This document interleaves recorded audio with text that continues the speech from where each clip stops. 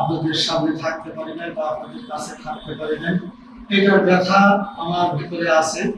তো আপনাদের দেখার পরে ওই ব্যথাটা আমার কাছে মনে হচ্ছে কোনো নাই। আপনাদের দেখতে পেয়ে আমি অনেক নিজেকে অনেক ধন্য মনে করতেছি। আসলে আমরা যে কাজ করি ইসলামী আন্দোলন, এই কাজটাই এরকম, এই কাজটাই কাটা বিছানো পথ, এই কাটা বিছানো পথে আমাদের চলতে হয়।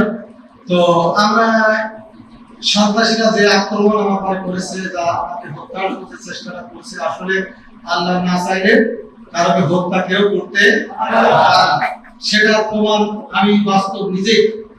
তো আমরা আসলে আল্লাহর দ্বীনের পথে আমরা অটুট থাকার জন্য চেষ্টা করবো, আল্লাহর দ্বীনের কাজ করার জন্য আমরা যা প্রাণ দিয়ে চেষ্টা করবো। আমাদের আল্লাহ যে কয়দিন হায়াতে বাঁচিয়ে রাখে, আমরা এই দ্বীনের পথেই অটুট থাকার জন্য চেষ্টা করবো। আপনারা যারা আমার সামনে আছেন তাদের সবাই সাহায্য সহযোগিতা কামনা করি। আমরা সবাই মিলে ইসলামী আন্দোলনকে আমরা বেগবান করার জন্য চেষ্টা করবো ইনশাআল্লাহ। আপনারা এই ইসলামী আন্দোলনকে বেগবান করার জন্য আমাদের সবার সাথে ঐক্যবদ্ধভাবে কাজ করবেন ইনশাআল্লাহ। তো আমরা যেটা উপস্থিতি, আমাদের উপস্থিতি এইটাই প্রমাণ করে বাতিলের নির্যাতনের যে স্টিম রোলার চালিয়ে ইসলামকে দমন করা যায় না, তার পথকে যে স্তব্ধ করা যায় না, এটাই তার প্রমাণ। আমরা আসেন, আমি সংক্ষিপ্ত আলোচনা করে আমার বক্তব্য শেষ করছি। আগামী দিনে আমরা সবাই ঐক্যবদ্ধ এই দিনের পথে কাজ করব। মানুষেরা ষড়যন্ত্র করে, আল্লাহ পরিকল্পনা করে, আর আল্লাহই উত্তম পরিকল্পনাকারী। সেই আল্লাহর পরিকল্পনায় এই যে মানুষটিকে আমরা আজকে দেখছি, শাহজাহান ভাই, তাকে যেভাবে আঘাত করা হয়েছিল,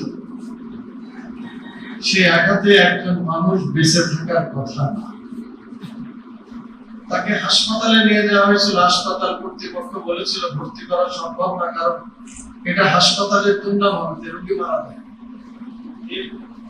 শেষ পর্যন্ত হাসপাতাল কর্তৃপক্ষকে অনুরোধ করা হয়েছিল যে আমরা আপনাদের প্রতি কোনো অভিযোগ করবো না, অন্তত বাঁচানোর মালিক তো আল্লাহ তাআলা, আপনারা যদি একটু চেষ্টা করেন।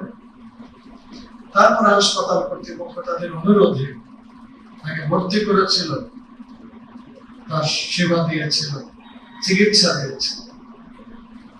তারপরে আমাদের ভাই সুস্থ হলেন, কিন্তু সুস্থ হওয়ার পরেও তার জীবনের নিরাপত্তা ছিল না। তিনি চরম নিরাপত্তা ঝুঁকির মধ্যে ছিলেন। আমরা আপনারাও ছিলাম, কিন্তু তিনি অনেক বেশি ঝুঁকির মধ্যে থাকার কারণে শেষ পর্যন্ত দেশ ছেড়ে চলে যাওয়ার সিদ্ধান্ত নিয়েছিলেন। তিনি হংকং এ 13টি বছর কাটালেন। পরিবার, পরিজন, আত্মীয় স্বজন, সংগঠনের সাথী, নেতা, কর্মী সবাইকে রেখে 13টি বছর একটা প্রবাস জীবন, এজন্য দ্বীপান্তর। এরপরও তিনি অসুস্থ, তার শরীরের অনেকগুলো অর্গান এখনো অক্ষত, তার আঙ্গুলগুলো কাজ করে, দেখতে দুই হাতের আঙ্গুল, পিঠে অগণিত তার আঘাতের চিহ্ন, কপালে আঘাতের চিহ্ন, হাতগুলো সব শেষ। বলছিলাম তারা চেয়েছিল তাকে হত্যা করতে, কিন্তু আল্লাহ চেয়েছিলেন শাহজাহানকে বাঁচিয়ে রাখবেন। 13 বছর পরে শাহজাহান আবার তার মাতৃভূমি, তার প্রিয় জন্মভূমি, তার নিজ বাড়িতে ফিরে এসেছেন।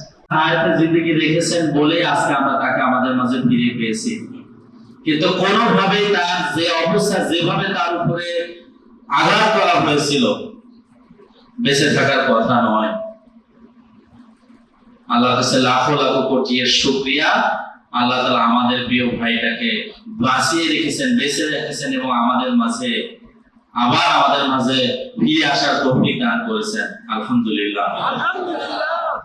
আল্লাহর সিদ্ধান্ত এটাই, আল্লাহর পরিকল্পনা আর মানুষের পরিকল্পনা। মানুষ পরিকল্পনা করে আর আল্লাহর পরিকল্পনা, সকল পরিকল্পনার সর্দার হচ্ছে আল্লাহ তাআলা।